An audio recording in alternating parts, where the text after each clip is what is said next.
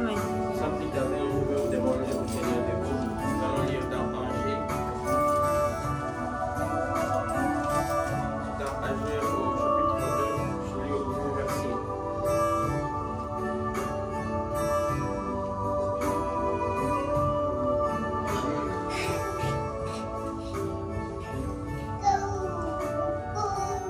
Le 28e jour du 7e mois, la parole de l'Éternel se révéla à Agé le prophète en ces mots. Parle à Zorobabel, fils de Jaciel, gouverneur de Juda, à Josué, fils de Jonastas, le souverain sacrificateur, et au reste du peuple, et dis-leur quel est parmi vous le survivant, qui ait vu cette maison dans sa gloire première, et comment le voyez-vous maintenant, telle qu'elle a été, paraîtra et telle qu'elle sera. Elle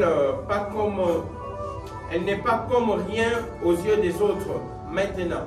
Fortifie-toi, Zorobabel, dit l'Éternel, fortifie-toi, Josué, fils de Josasca, souverain sacrificateur, fortifie-toi, peuple entier de Dieu, pays, dit l'Éternel, et travaillez, car je suis avec vous, dit l'Éternel des armées. Je reste fidèle à l'alliance que j'ai faite avec vous. Je reste fidèle à l'alliance que j'ai faite avec vous quand vous étiez sortis de l'Égypte, et mon esprit est au milieu de vous. Ne craignez pas, car ainsi parle l'Éternel des armées. Encore un peu de temps, j'embralerai les cieux et la terre, la mer et le ciel et tout ce qui reste. J'embralerai toutes les nations. Les trésors de toutes les nations viendront et je remplirai de gloire cette maison, dit l'Éternel des armées. L'argent est à moi, l'or est à moi, dit l'Éternel des armées. La gloire de cette dernière maison sera plus grande que celle de la première, dit l'Éternel des armées. Et c'est dans ces lieux que je donnerai la paix, dit l'Éternel des armées. Oui, par cette portion de la parole, puis d'entrer dans la prière, recommander le titre d'aujourd'hui, mais recommander moi-même pour que Dieu puisse m'écarter du chemin, que lui-même puisse prendre le contrôle et puis parler à travers nous. Entrons tous dans la prière, prions tous ensemble.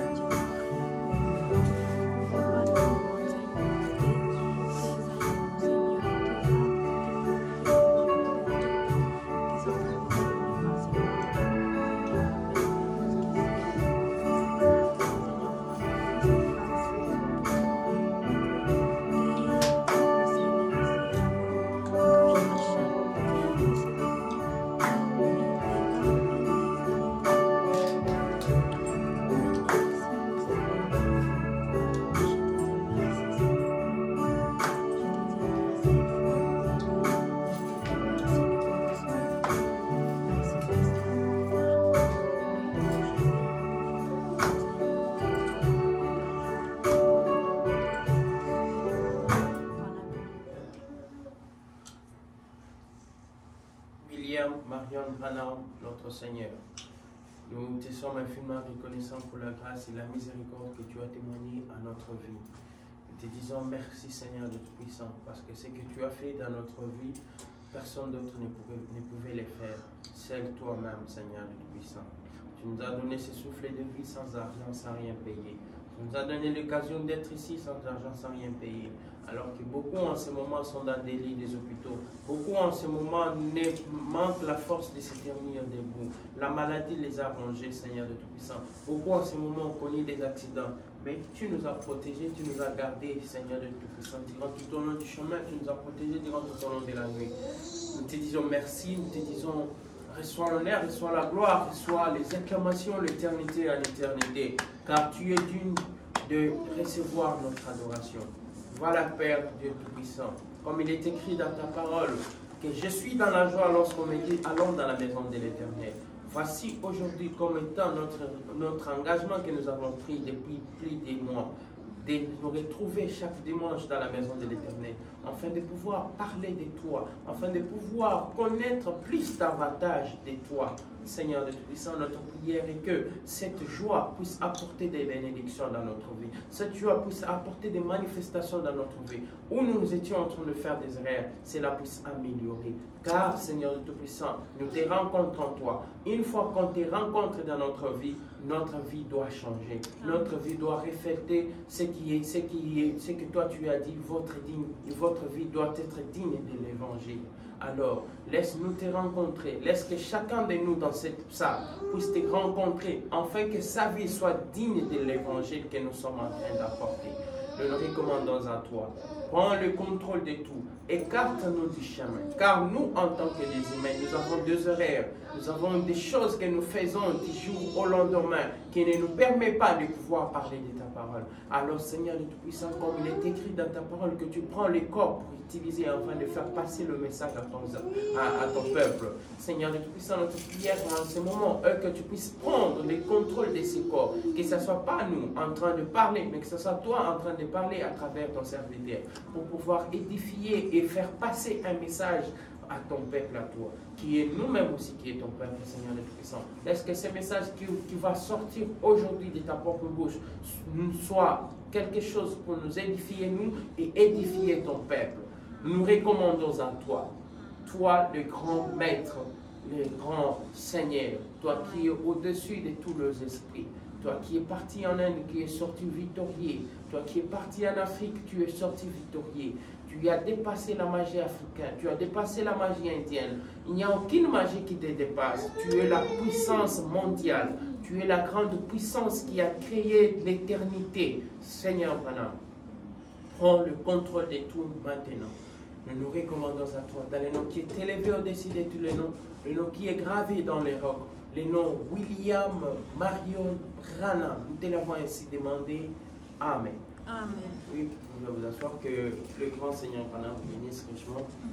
Nous sommes très contents, dans la joie d'être ici.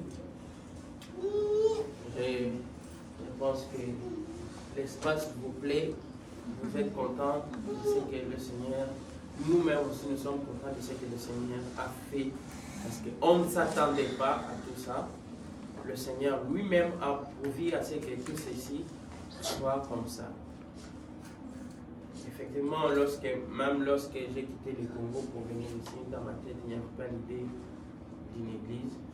Il y avait peut-être l'idée que je pourrais prêcher ma famille dans la maison, oui, mais il n'y avait pas l'idée d'avoir tout ça. C'est pour nous montrer que c'est le Seigneur qui prévoit tout. Tout concourt au bien de ceux qui aiment Dieu. Il est écrit dans Amos 3:7 que rien ne peut se passer sans que le Seigneur Dieu lui-même en soit l'auteur. Dieu est l'auteur de tout ceci. Et il n'y a pas d'effort que nous pouvons faire pour avoir tout ça. On n'a rien fait de notre force, rien fait. C'est lui simplement qui a ordonné tout. Il a tout simplement ordonné tout. Parce que selon l'humain, pour avoir tout ça, c'est impossible. C'est pour aller jusqu'à atteindre un niveau. On allait se limiter quelque part. Mais tellement que sa main puissante est avec nous, c'est pour cela que tout ceci est en train de se faire. Et même nous, des fois, je me mets assis, je me pose une question. Comment est-ce que tout ceci peut arriver d'un seul coup comme ça? Il faut comprendre les choses. La main du Seigneur est là. Lorsque la main du Seigneur est dans votre vie, même vous-même, vous ne pouvez pas comprendre votre vie. lorsque la main du Seigneur est en train de vous accompagner, les gens vous regardent, les gens vont commencer à vous regarder ce que Moïse faisait. Les gens regardaient Moïse à travers, Moïse regardait les enfants d'Israël à travers une fenêtre. C'est ce que les gens vont commencer à faire. Ils vont commencer à vous voir à travers une fenêtre et dire, mais ces gens, comment est-ce qu'ils vivent? Comment est-ce qu'ils arrivent à vivre comment? Non, ils ne peuvent pas vous comprendre. Parce que William Branham dit, lorsque vous croisez un vrai Dieu et que ce Dieu pose la main sur vous, votre vie devient mystique. Les gens ne peuvent plus comprendre ce qui se passe dans votre vie. Votre vie devient mystique. Il y a un point, j'aimerais vous demander sincèrement pardon sur quelque chose que j'avais lu dernièrement, où le frère Branham avait interdit à la sœur Hattie White de contribuer aux constructions de l'église. Lorsqu'on construisait les Branham Tabernacle, Hattie White était tellement pauvre.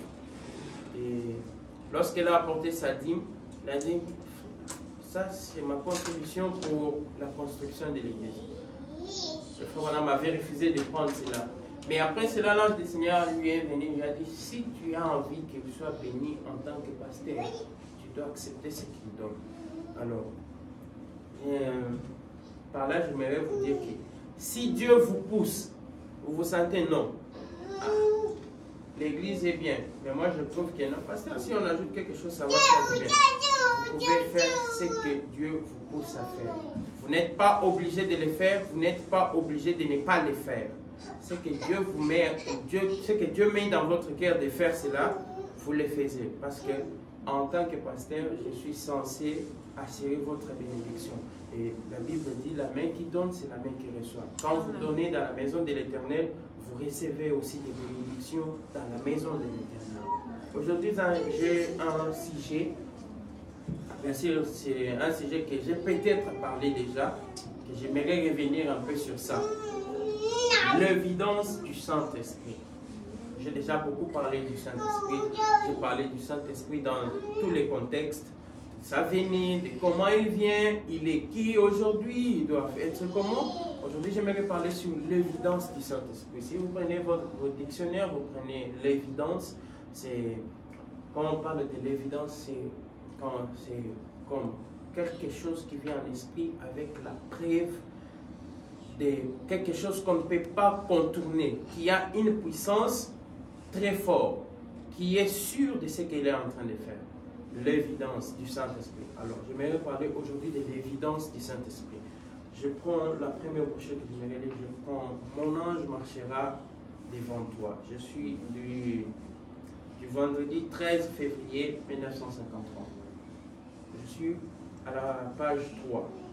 Dans tous les âges, Dieu a toujours eu quelqu'un avec qui traiter ici sur terre.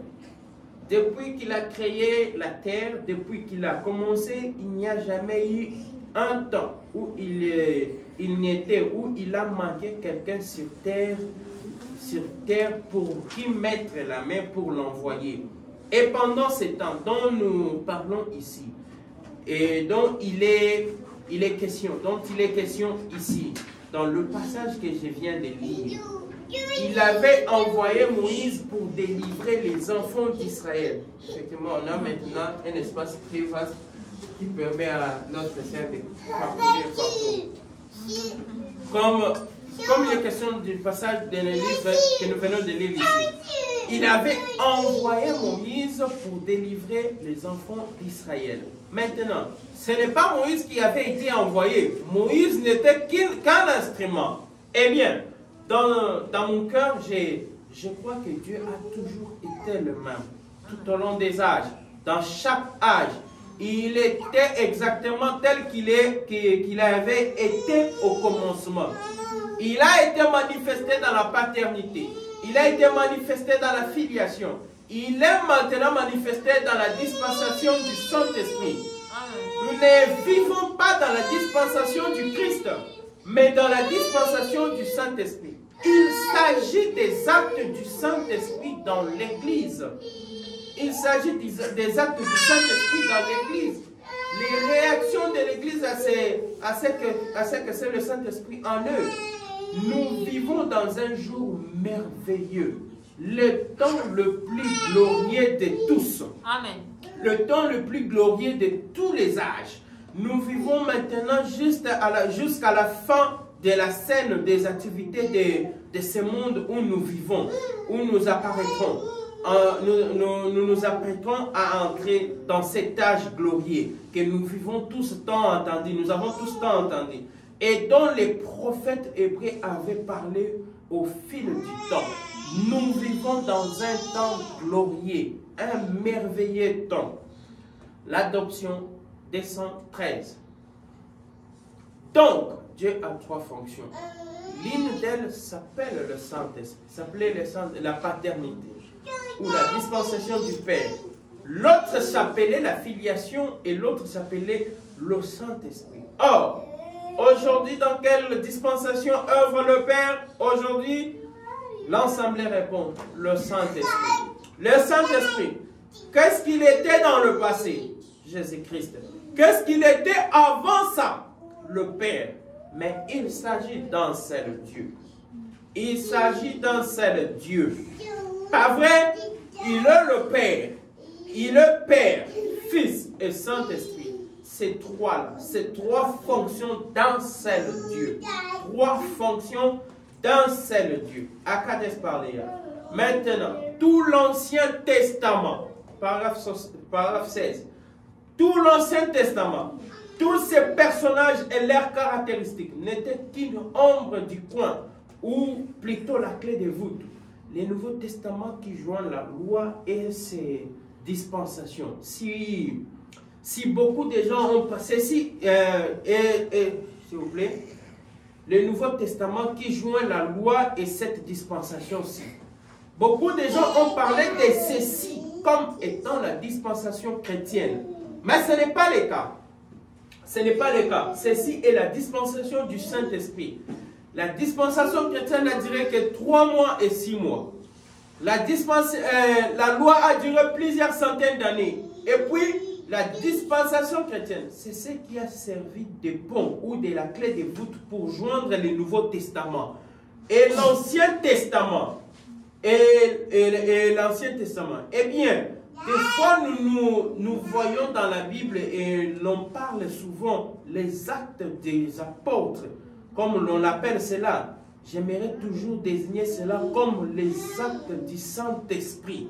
Les actes du Saint-Esprit dans les apôtres. Parce que les apôtres n'étaient que des hommes, mais c'était le Saint-Esprit dans les apôtres accomplissant leurs œuvres. Abandonnant tout. Je viens de parcourir l'histoire de l'Église. Ces 2 dernières années, depuis la mort du dernier apôtre, Jean, sur l'île de Patmos, quand il a quitté l'île de Patmos et qu'il est revenu et qu'il a achevé de rédiger le livre et les rassembler, il a été déporté parce qu'il prenait les écrits. Parce qu'il prenait les écrits des apôtres pour faire la Bible avec. C'est pour cela qu'il avait été déporté sur l'île de Patmos. Après avoir été bouilli dans l'huile un jour et une nuit. Ensuite, il a été déporté sur l'île. Il a rassemblé les livres et il a pris, en plus de cela, Dieu lui a donné les derniers livres de la Bible, l'Apocalypse. Ensuite, quand je suis revenu, j'ai commencé avec son histoire là. Ensuite, là, à partir de l'un de ses disciples, Pilocate, Ignace et beaucoup parmi eux, jusqu'à Martin, Irénée, jusqu'à Saint-Colomban, ainsi de suite, et en passant par l'âge des ténèbres jusqu'à l'âge de Luther et de Wesley, j'en suis arrivé à découvrir que même depuis le temps des apôtres, dans tous ces grands œuvres du Saint-Esprit, aucun ne dépasse ces mouvements du Seigneur ici dans ces derniers jours. Amen. Aucun ne dépasse ces mouvements du Seigneur ici dans ces derniers jours. Amen. Nous ne réalisons pas cela, les amis. Il y a des choses qui se passent maintenant qui peuvent confirmer Dieu. Il y a des choses qui se passent ici maintenant qui peuvent confirmer Dieu.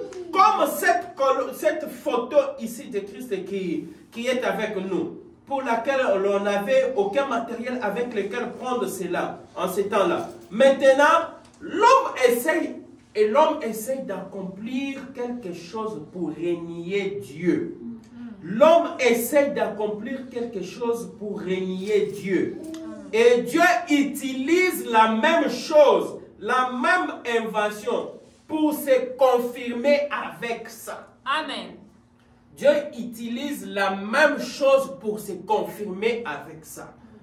Ainsi c'est là, l'homme ne dévancera jamais Dieu, car Dieu est omnipotent, omniprésent et infini. Il n'y a pas un moyen d'échapper à cela.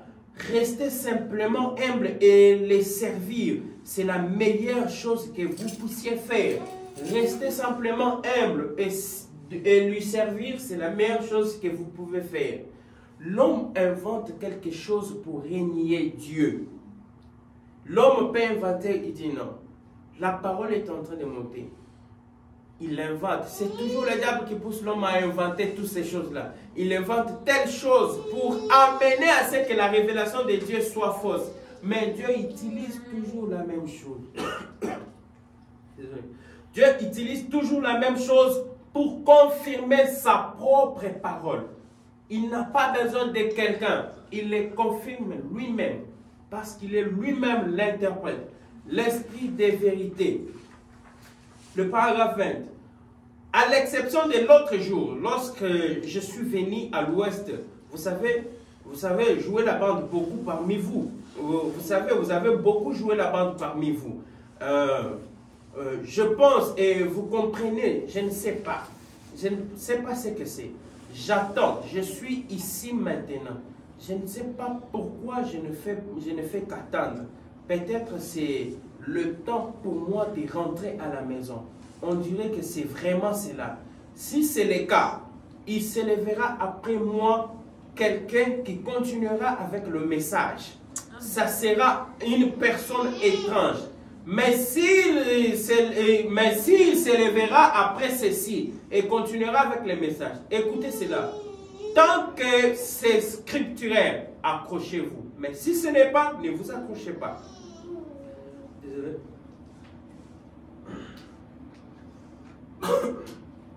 Si ce n'est pas le cas, une autre portion va donc venir. Car je crois effectivement que nous vivons dans les derniers jours. Et je suis reconnaissant de vivre en ces jours-ci. Je n'échangerai ces jours contre aucun autre jour. Ceci est le jour le plus glorieux qui ait jamais existé sur la terre. Il n'y a pas d'autre jour qui ait existé, qui ait jamais égalé à ce jour-ci. Oh, que ferait Moïse, Élie, Paul, Silas, ces vaillants héros de la foi des jours passés, s'ils pouvaient ressusciter et prendre un livre d'histoire, voir exactement ce qu'ils avaient prophétisé, s'accomplir dans une ère ici, s'accomplir ici dans une ère, et voir où nous sommes aujourd'hui, eh bien, on les mettrait en prison dans une ère du temps. Amen. Certainement, ils seraient comme des hommes sauvages. Désolé, je me sens un peu...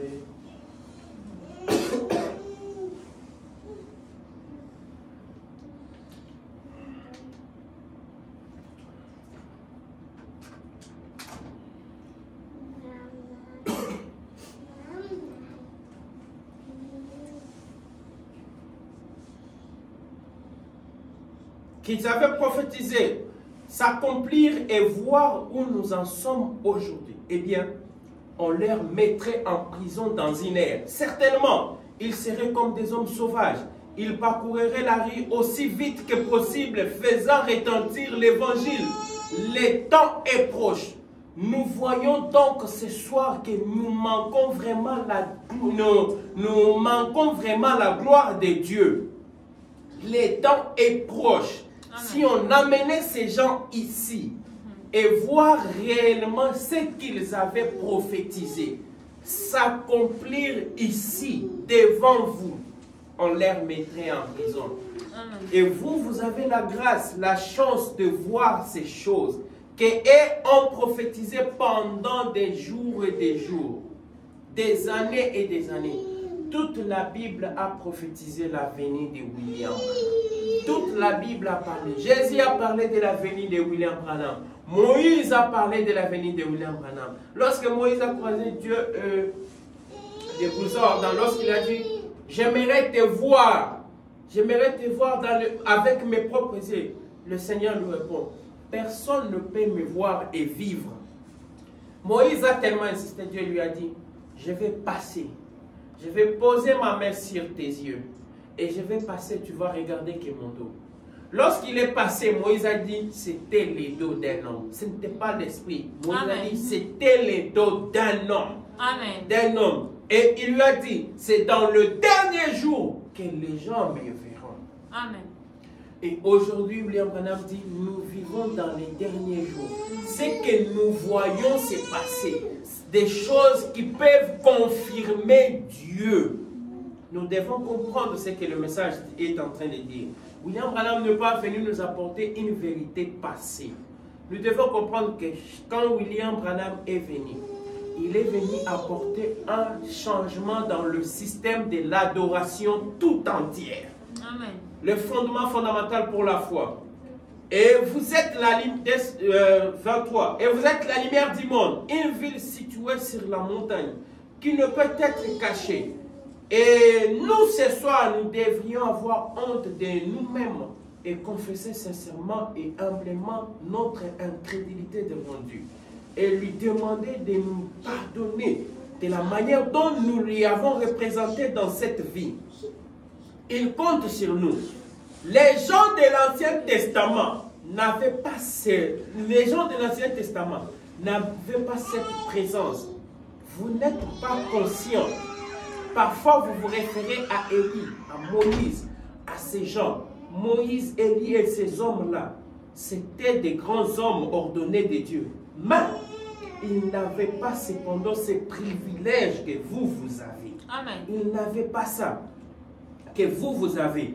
Ils n'avaient pas ces privilèges. Il ne leur a pas été donné la puissance d'accomplir comme vous avez reçu chacun de vous en Christ. Amen. Ils n'avaient pas ces privilèges que vous avez. Quel est ce privilège que nous avons ici?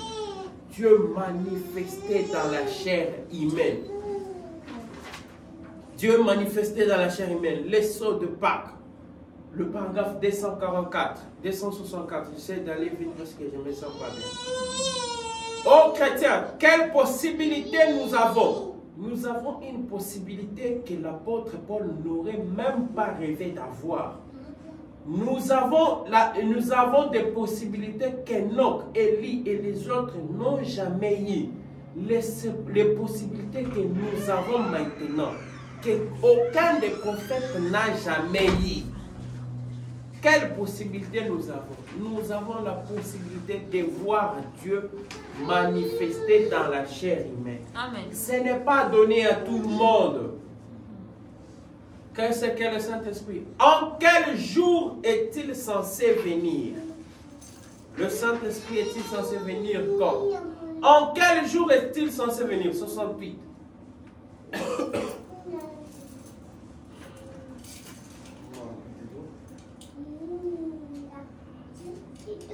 En quel jour est-il censé venir? Dans le dernier jour. Quand il y aura la corruption. Maintenant, souvenez-vous, le mot est au pluriel. Les jours, le dernier jour. Les derniers des 1000 ans. Bon, maintenant le verset. Toutes les tables sont pleines. Toutes les tables sont pleines. Il n'y a plus de place propre. La terre est pleine de choses. Il n'y a plus de place propre. Il doit venir. Amen. La fête des trompettes, 175. Le Saint-Esprit a été lié par ce fleuve de dénomination.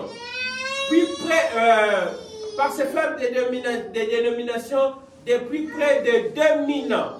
Mais au temps du soir, il doit être délié par le messager du temps du soir. Amen. le Saint-Esprit de nouveau dans l'Église. Christ lui-même révélé dans la chair humaine. Amen. Au temps du soir. Amen. Christ lui-même révélé dans la chair au temps du soir. Amen. La fin des trompettes, 173. Le même évangile, le même Christ qui a vécu dans la chair là-bas au commencement chez les gens de l'Orient, vivra de nouveau dans les gens des gentils, dans l'Occident, au temps de la fin. Au temps du soir, la lumière paraîtra. Amen. Toutes les Écritures sont inspirées et ne peuvent être anéanties. La longue période de 50 ans est passée. La fête de Pentecôte est passée. 7 sabbats jusqu'aux trompettes. Un type du 7e âge de l'Église. Un type du 7e âge de l'Église. Le Saint-Esprit doit être délié pour venir en ces temps de la fin. Amen. Promesse du Saint-Esprit au temps de la fin. Qu'est-ce que le Saint-Esprit? 86. Nous sommes au temps de la fin. Écoutez, voilà ce que fait le Saint-Esprit. Le Saint-Esprit par la justification, qui en est simplement une ombre légère. Le Saint-Esprit par la sanctification, qui en est une ombre un peu plus profonde. Le Saint-Esprit par le baptême de lui-même, une ombre plus profonde. Mais maintenant, le Saint-Esprit par la restauration de sa personne même ici, qui est ici. Amen. La restauration même de sa Amen. Personne qui est ici. Amen. Accomplissant des signes et des prodiges. Comme il l'a fait. Comme il a fait au commencement. Gloire, vous allez me traiter de saint exalté de toute façon. Alors, vous ferez mieux aussi de bien de commencer tout de suite. Vous ferez mieux de commencer tout de suite. Je peux les voir marcher pendant... Mais ça me fait un peu bizarre. J'aimerais essayer d'aller vite pour terminer. Le péché de l'incrédulité. Le paragraphe 14. Quand Dieu a donné le grand don du discernement à Salomon et que tout Israël s'est rassemblé autour de cela, on serait ces grands jours aujourd'hui. Si toute l'Église s'est rassemblée autour de ces grands dons de Dieu, le Saint-Esprit, ne serait-ce pas merveilleux si nous oublions nos différends et nos dénominations pour simplement nous rassembler autour du plus grand don que Dieu ait jamais envoyé sur la terre, le Saint-Esprit. Son Fils est mort pour qu'il puisse, afin qu'il puisse venir. Afin qu'il puisse venir. La présence de Dieu non reconnue. Oh! Et Jésus s'était né là. Lui qui était plus que Salomon. Il était la plénitude de la divinité corporellement. Il était le Fils de Dieu né de la Vierge. Il était Dieu. Il était Dieu. Dieu s'est revêtu de lui. Et Jéhovah lui-même fit manifester dans la chair. Et il s'était né là dans la plénitude. Et il disait qu'il ne croyait pas. Un plus grand discernement. Voyez-vous? Voyez-vous? Il était Salomon plus que David. Il était Salomon plus que David. Plus que les restes d'entre eux qui étaient tous en lui. Tout le prophète s'était terminé en lui. Un plus grand que Salomon. Et même à cette époque, il dit, si vous dites ces paroles contre moi, je vous pardonnerai. Mais quand le Saint-Esprit vient, ça sera plus grave que maintenant. Ça sera plus grave que maintenant. Et en plus, une grande condamnation.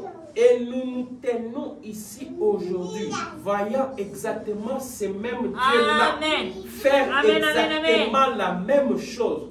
Je crois qu'elle s'élèvera un jour du jugement et condamnera cette génération-ci parce qu'elle s'est répandue et cru le message que Salomon prêchait et cru en Dieu.